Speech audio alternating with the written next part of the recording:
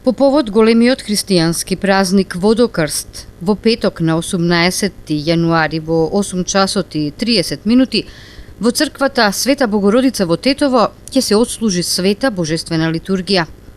Со неа ќе чиноначалствува неговото високо преосвештенство митрополитот Полошко-Кумановски господин Кирил во сослужение на неговото преосвештенство епископ Лешочки господин Јосиф.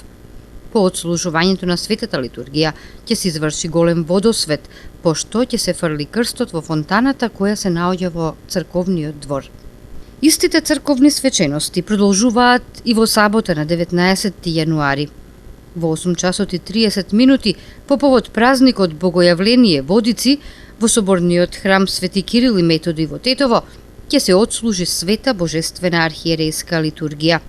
На неа ќе чиноначалствува неговото високо преосвештенство митрополитот Кирил, а по извршениот голем водосвет тој ќе го фрли крстот во фонтаната.